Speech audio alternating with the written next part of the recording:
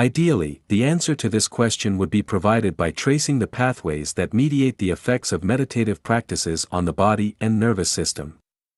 This sort of answer could in principle be approached in relation to the objectively verifiable bodily effects of meditation. However, the question of how meditation achieves its psychological and therapeutic effects is far more complex, and its answer would be considerably more convoluted. This is so because, as discussed below, the answer would have to take account of how the credibility of the technique is established. The pathways through which the bodily effects of meditation are produced have been studied, but not to the extent that they would seem to merit. Throughout recorded history, breathing techniques have been central to the induction of the meditative state.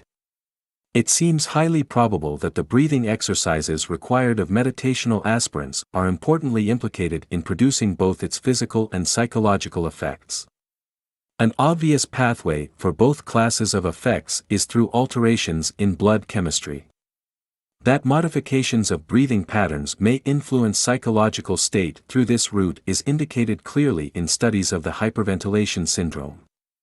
Excessive ventilation of the lungs, which arises from, and exacerbates, anxiety, has a number of clearly defined physical and psychological effects, which are the opposite of those engendered by yogic breathing exercises.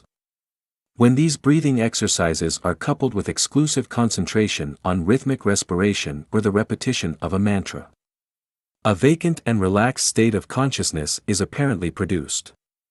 This seems quite plausible and conforms with expectations based on established psychological and physiological principles. The subjective appreciation of these changes may provide the novice practitioner with proof of the effectiveness of meditational practices, although she may not be led to attribute the subjective effects to alterations in blood chemistry brought about naturally through normal bodily processes. Indeed, the novice meditator is primed with less technical, and to some, more appealing explanations.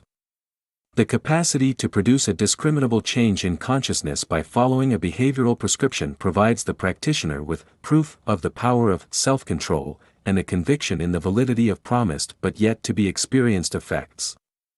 For example, meditation is presented as a route to superior knowledge which transcends that produced by sense data alone. Available evidence suggests that in the West meditation tends to be practiced by white, college-educated individuals who are somewhat more anxious and neurotic than average. Often, they have an interest in, and report experiencing psychic and supernatural phenomena. It is also possible that converts to meditation are attracted by its mystical qualities. It permits excursions into realms that may be forbidden by established Western religions. In trying to understand how the initiate first encounters the practice of meditation, one cannot overlook the importance of the effective advertisement and propaganda campaigns that have been mounted in bringing meditation to the West. It has, after all, received the blessings of prominent figures as diverse as the Beatles, Ram Dass, Hans Selye, and Buckminster Fuller.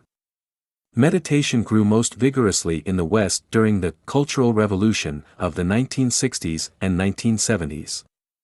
During this period, there was much experimentation with alternative lifestyles and explorations of other ways of being.